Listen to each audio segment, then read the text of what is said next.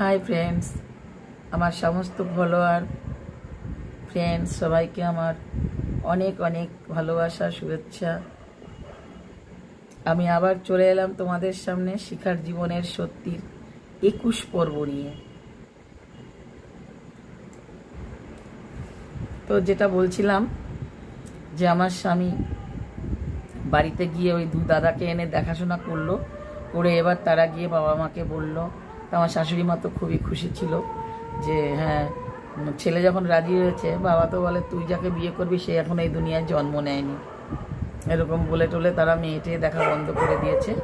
অনেক মেয়ে দেখেছে, ইন্ডিয়া ওই দেশ মিলে প্রায় 150 মতো মেয়ে দেখেছে, তো ওনার পছন্দ হয় নাই, কাউকেই নাকি ওনার পছন্দ হয় না। এবার আমাকে দেখে ওনার পছন্দ হয়েছে, কিন্তু আমি ওনার বয়সের হাফ বয়সী মেয়ে, কিন্তু ওনার আমাকেই পছন্দ হয়েছে, আমাকেই বিয়ে করবে। কি কপাল আমার।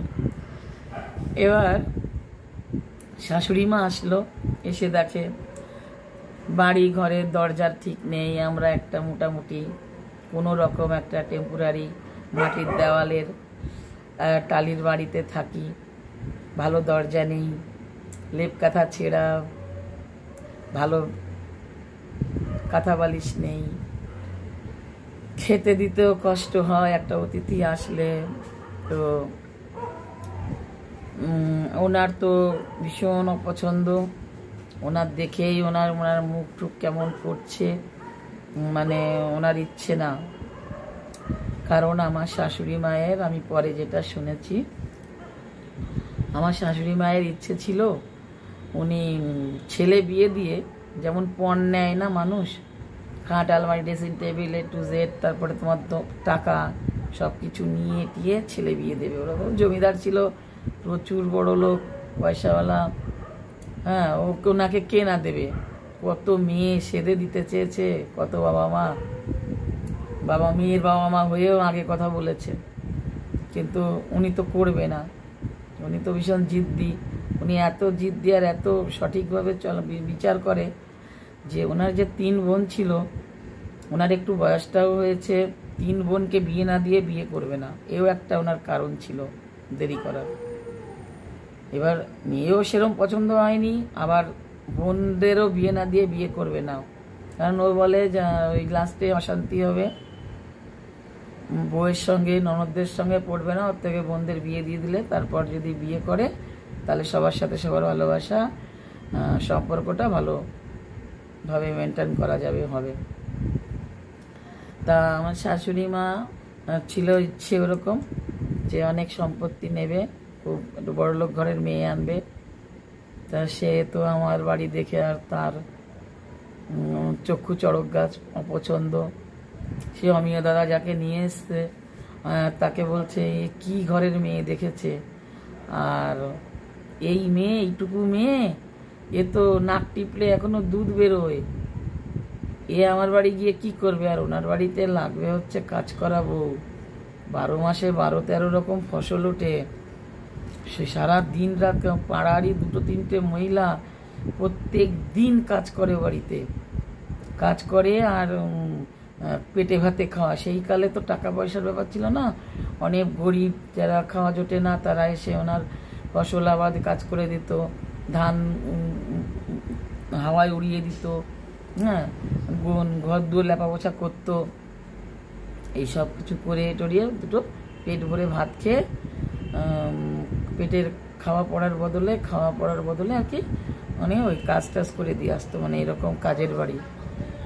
তা ওনার আর কি সেরকম একটা মোটামুটি, তার ছেলে যখন 28 বছর বয়স, তো সেখানে অন্তত 22 বছর 23 বছরের তো একটা মেয়ে লাগে, 20 বছর তো হতেই লাগে। আর আমার তখন 14, ঠিক আছে।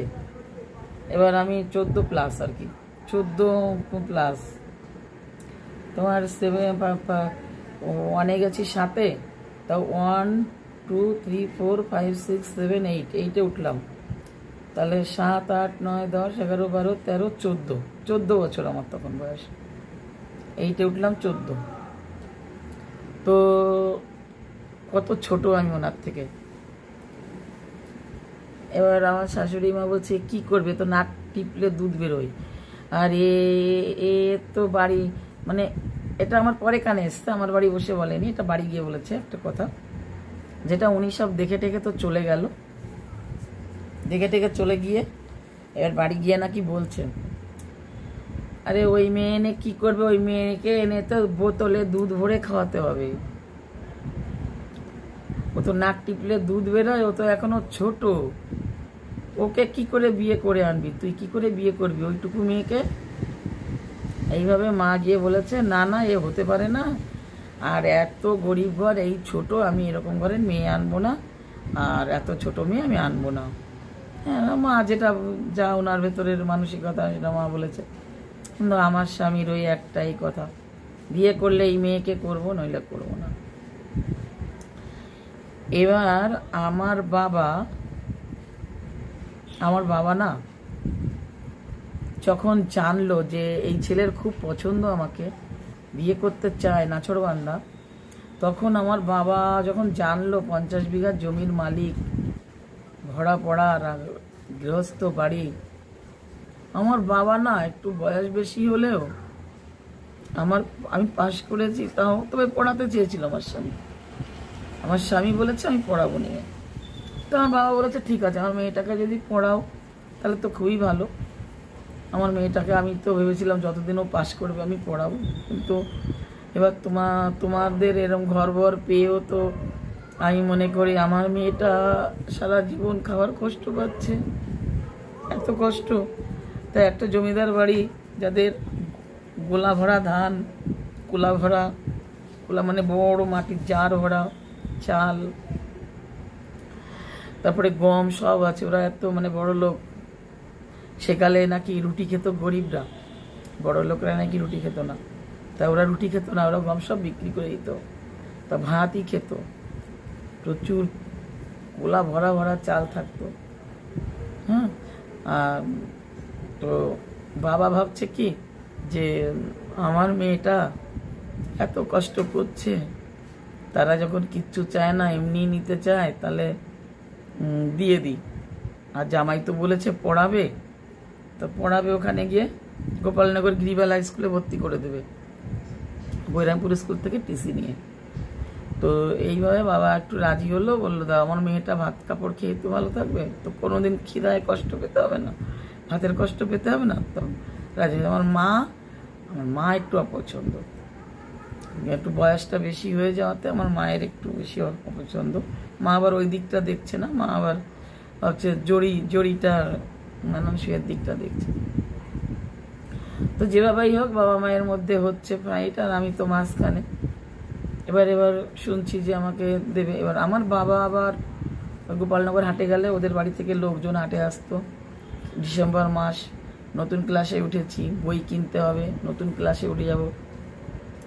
আমার বাবা নাকি হাঁটতে আসতো, শ্বশুরবাড়ির লোকজন বা জামাই এসে কথা টথা বলতো, তখন বাবা একটাই কথা বলেছিল, যদি বিয়ে করেন তাহলে বই কেনার আগে বিয়ে করতে হবে, নইলে কিন্তু আমি একবার বই কিনে ফেললে মেয়ের জন্যে আমি আর মেয়েকে বছরে বিয়ে দেবো না, এমন বাবা বলেছিল। তো আমার স্বামীও ইচ্ছুক, রাজি, ঠিক আছে, উনি এই সময় বিয়ে করে, আর আমি পড়াতে খুব ভালোবাসতো, খুব খুব। আর আমি ওনার পড়াশোনাতে অ্যালার্জি নেই, কিন্তু শাশুড়ি মা সুবিধা ছিল না আমার। তো যাই হোক, এবার পড়ালে মনে পড়ে, আসলে সুবিধা বলতে কি, ঘর দূর, এত কাজ, যে বাড়িতে 12 মাসে 13 ফসল ওঠে, আর এত কাজ, সে বাড়িতে কে দেবে বৌমাকে পড়তে যেতে, তারা তো কাজটা করানোটাই মেন, ধ্যান দেবে না। তো এদিকে এই কথাগুলো চলছে, আর এদিকে প্রায় কথা পাকায় এক লাস্ট এসে বলে গেল, মানে চলে গেল ইতিমধ্যে, আমাকে না কলকাতা থেকে একটা ছেলে গেল দেখতে, একদম জিতেন্দ্রর মতো দেখতে। সে গিয়ে কিভাবে শুনতে পেয়েছে আমার গ্রামে একটা ভালো সুন্দরী মেয়ে আছে, তো ও এসছে, সে ব্যাংকের চাকরি করে, সেই জমানায় ব্যাংকের চাকরি করে। এবার এদিকে তো আমার স্বামীর সাথে এইসব এদিকে হচ্ছে, আর ওদিকে ও এসে আমাকে দেখে গেল, আমাকে দেখলো, বলছে আমি বাড়ি গিয়ে মানে 7 দিনের মাথায় বললো, আমি চাকরি করে তো শনি রবিবার দেখে এসছে, এবার বলেছে পরের সপ্তাহে আমি আসছি মাকে নিয়ে, এই কথাটা বলেছে, মাকে নিয়ে আসছি, মাকে দেখিয়ে আমি বিয়ে করে নেব, এইভাবে সে বলে গেল। এবার এদিকে এটা, ওদিকে আমার বাচ্চাদের বাবা। তো এবার এখানে তো একটা আর এক ঘটনা কাহিনী, কলকাতার ছেলেটা আসলো, কিন্তু আমার স্বামীর সাথে আমার বিয়ে হয়ে যাবে, আমাকে সকালে নিয়ে চলে যাচ্ছে, আর সে তার মাকে নিয়ে আমায় দেখতে এসছে। সে এক মর্মান্তিক ঘটনা, হেবি দুঃখের ঘটনা, কষ্টের ঘটনা, কি বলবো।